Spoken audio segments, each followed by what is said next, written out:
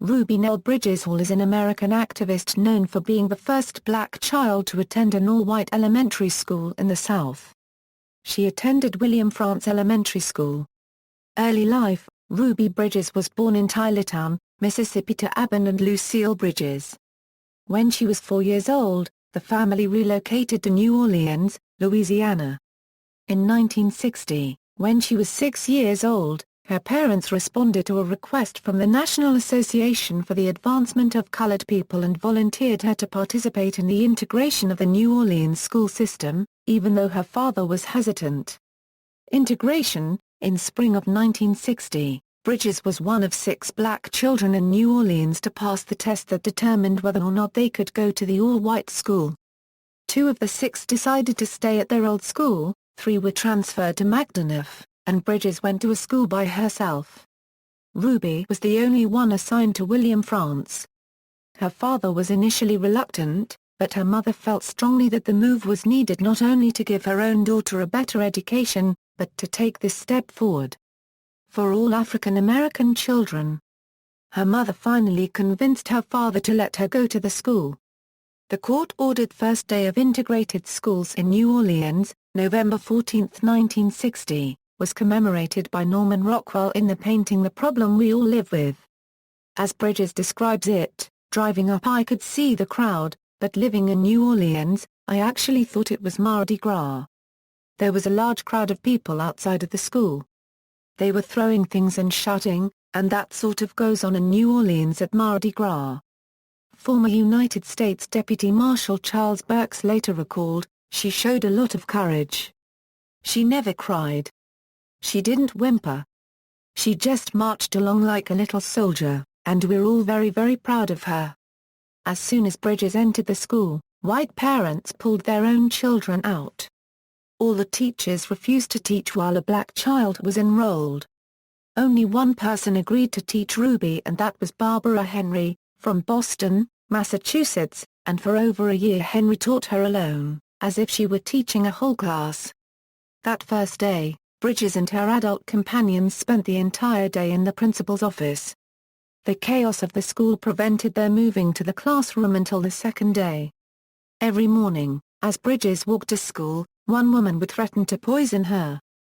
Because of this, the U.S. Marshals dispatched by President Eisenhower, who were overseeing her safety, only allowed Ruby to eat food that she brought from home. Another woman at the school put a black baby doll in a wooden coffin and protested with it outside the school, a sight that Bridges Hall has said scared me more than the nasty things people screamed at us. At her mother's suggestion, Bridges began to pray on the way to school, which she found provided protection from the comments yelled at her on the daily walks. Child psychiatrist Robert Coles volunteered to provide counseling to Bridges during her first year at Frantz. He met with her weekly in the Bridges home, later writing a children's book, The Story of Ruby Bridges, to acquaint other children with Bridges' story. The Bridges family suffered for their decision to send her to William Frantz Elementary. Her father lost his job, the grocery store the family shopped at would no longer let them shop there, and her grandparents, who were sharecroppers in Mississippi, were turned off their land. She has noted that many others in the community, both black and white, showed support in a variety of ways. Some white families continue to send their children to Frantz despite the protests. A neighbor provided her father with a new job, and local people babysat, watched the house as protectors, and walked behind the federal marshal's car on the trips to school. Adult life: Bridges, now Ruby Bridges Hall, still lives in New Orleans with her husband, Malcolm Hall, and their 4 sons. For 15 years Hall worked as a travel agent, later becoming a full-time parent.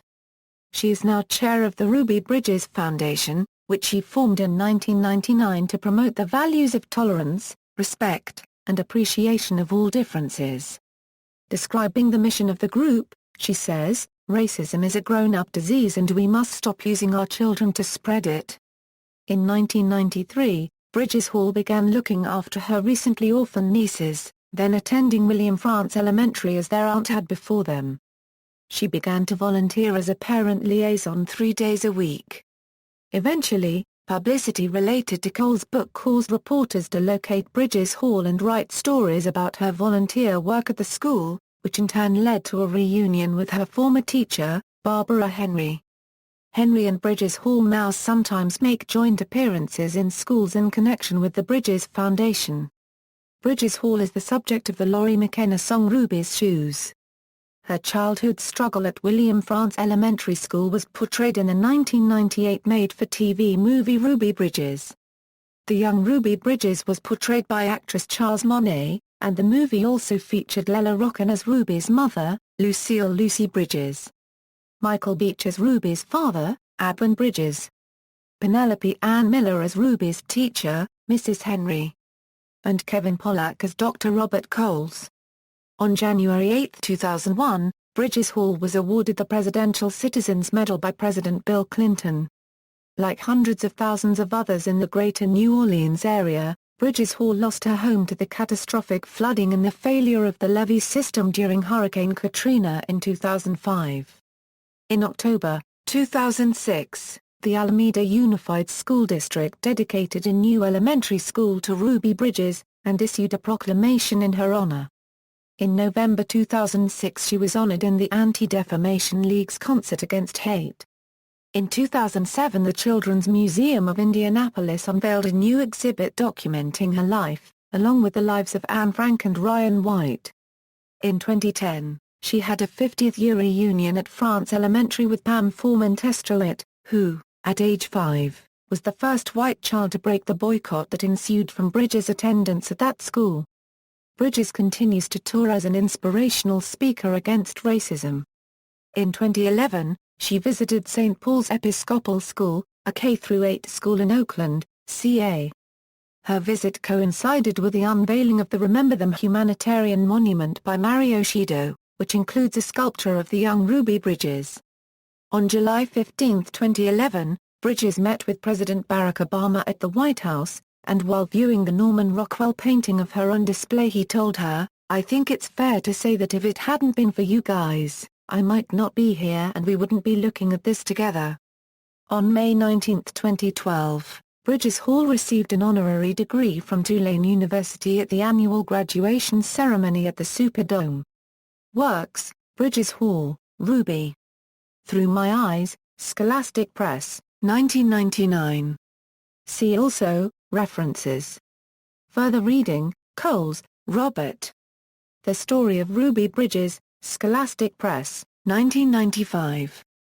Steinbeck, John. Travels with Charlie in Search of America, Viking Adult, 1962. The Unfinished Agenda of Brown v. Board of Education, John Wiley & Sons, 2004. External links: The Ruby Bridges Foundation, This is the Problem We All Live With, Ruby's Shoes at songfacts.com, Ruby Bridges.